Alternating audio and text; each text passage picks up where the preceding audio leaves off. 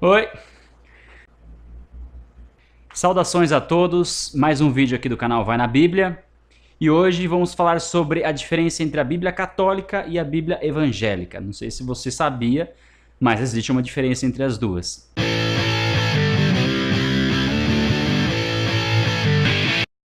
Se católicos e evangélicos creem na Bíblia e creem em Jesus Cristo, por que eles não ficam juntinhos?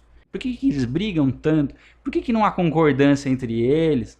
Antes da gente falar em relação à diferença que existe, duas coisas a gente tem que definir aqui. Definir não, explicar. Uma é que a Bíblia é inspirada por Deus. Deus inspirou homens a produzir um conteúdo sem erros. Esse é outro ponto. E como que se dá esse processo de inspiração? Na verdade, não é um ditado, Deus não ditou palavra por palavra e ela não é psicografada. Na verdade, o homem sabia o que estava fazendo, porém ele estava sendo guiado, supervisionado pelo Espírito Santo, inspirado por Deus, para produzir aquele conteúdo. A Bíblia é inspirada por Deus e a Bíblia não contém erros. O fato de você falar que o sol nasce de manhã e o sol se põe à tarde ser um erro, porque na verdade não é o sol que nasce, é a terra que gira em torno de si mesma e assim. A Bíblia ela empreende esse tipo de linguagem, isso não é considerado como um erro. Então a Bíblia não tem erros, a Bíblia diz a verdade. E aí, vamos pensar assim, como que a Bíblia se formou? Porque hoje a gente tem a Bíblia, tem alguma Bíblia aqui? Não. Deus se revelou de forma especial a alguns homens durante a história da humanidade. Um deles foi Abraão. E desse homem Deus formou uma nação, que são os judeus, o povo de Israel. E o povo de Israel acompanhava a produção desses escritos e colecionava esses livros. E como na época a conservação dos escritos era bem complicada, então existia a necessidade de haverem profissionais para fazerem cópias, né, para manter o conteúdo conservado. E eram profissionais que conseguiam identificar o que poderia ser inspirado e o que não poderia ser inspirado. Tá piscando a luzinha? Já? Tá cheio, será? Bom, o Antigo Testamento se finalizou com 39 livros. Após esse período, houve 400 anos até a vinda de Cristo. E nesse período foram produzidas outras literaturas, porém as literaturas produzidas nesse período não foram consideradas inspiradas pelos judeus. E depois, no Novo Testamento, que foi produzido a respeito da vida de Jesus, a respeito do surgimento da igreja, Paulo, Pedro, os apóstolos se comunicavam com as igrejas através de cartas. Essas cartas eram copiadas e passadas para as outras igrejas. Havia muitos escritos que tentavam se passar pelos apóstolos, então havia necessidade de identificar se aquele conteúdo era inspirado mesmo ou não. O processo de formação do Novo Testamento foi um pouco mais difícil do que o processo do Antigo Testamento, porque a revelação de Deus já não era mais só para o povo judeu, era para todos os povos. Porém, havia necessidade de fazerem cópias fiéis, né, do conteúdo, para saber o que teria que ser feito e o que não teria que ser feito. Ok? Entenderam? Então, deu para entender? Antigo Testamento, Novo Testamento, 400 anos de intervalo. Nesses 400 anos foram produzidos livros, eram conteúdos importantes, históricos, porém não eram considerados como inspirados. E aí, qual que é a diferença entre as duas Bíblias? A Bíblia Católica ela tem 7 livros a mais que a Bíblia Evangélica.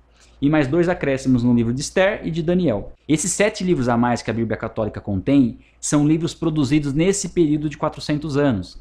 Os evangélicos consideram esses livros como livros apócrifos, ou seja, não inspirados. Os católicos consideram esses livros como deuterocanônicos, ou seja, tiveram sua inspiração reconhecida de um tempo posterior. Bom, mas como que esses livros foram parar na Bíblia se eles não eram considerados como inspirados pelos judeus, se eles não foram citados por Jesus e se nenhum outro livro da Bíblia cita esses livros? Bom, para a gente entender essa história, tem que falar sobre Constantino. Constantino é um imperador romano que se converteu no século IV e aderiu ao cristianismo e o quê? Adotou o cristianismo como religião oficial do Império Romano. Daí, Igreja Católica Apostólica Romana. A partir desse momento, a igreja começou a viver um período de afastamento da visão deixada por Cristo. A igreja começou a se corromper com algumas práticas, porque houve uma mistura, né, de Estado com religião, enfim. Durante um período longo, a igreja teve muitos problemas de perseguições a não cristãos, as inquisições, enfim. Uma série de práticas que foram misturadas na igreja nesse período. Existem vários motivos, né, motivos que motivaram, ótimo. Isso motivou a reforma protestante, quando Lutero apresentou as teses do que ele estava entendendo que estava errado ali sendo feito pela igreja, e a igreja excomungou, ele acabou sendo expulso, né? Acabou não fazendo mais parte da igreja. Foram 95 teses, mas uma das principais era em relação às indulgências. Indulgência era um pagamento, na verdade, indulgência era um documento que a pessoa recebia pelo pagamento. Você pagava um valor para ter seus pecados perdoados. Você recebia um certificado, um documento que os seus pecados foram perdoados. E você poderia fazer esse pagamento para um parente ou para alguém que já morreu. A pessoa morreu, aí você pagava um valor lá, ela tinha os pecados perdoados. Era uma prática da igreja e isso ia muito contra os ensinamentos de Cristo, os ensinamentos dos apóstolos. E era uma das teses. Só que como a igreja não aceitou, foi nesse momento que houve a separação entre católicos e evangélicos. Os evangélicos são conhecidos como protestantes por causa disso. E houve uma contra-reforma, onde a Igreja Católica se reuniu no Concílio de Trento, os líderes da Igreja Católica Romana se reuniram, e nesse Concílio de Trento foi definido que a tradição estaria em pé de igualdade ou até acima da Bíblia, porque a tradição ia ser utilizada para interpretar as Escrituras, ou seja, a Igreja interpreta as Escrituras, não a própria Bíblia. E esses livros apócrifos foram definitivamente considerados como inspirados e passaram a fazer parte, em definitivo, da Bíblia católica.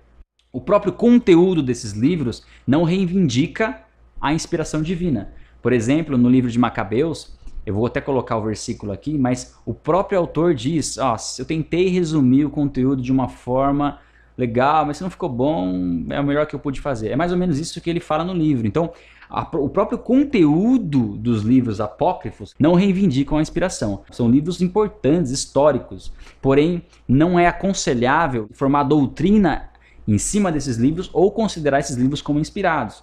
Porque uma regra da Bíblia é que a Bíblia interpreta a própria Bíblia. Então, para você formar uma doutrina bíblica, toda a Bíblia tem que dar respaldo para aquilo. Então essa é a diferença. Espero que você que é católico continue assistindo o Vai na Bíblia, porque no final a gente vai utilizar os mesmos versículos e capítulos da Bíblia que você tem na sua casa, porém a gente não vai trabalhar com os livros apócrifos. Então Vai na Bíblia fica por aqui.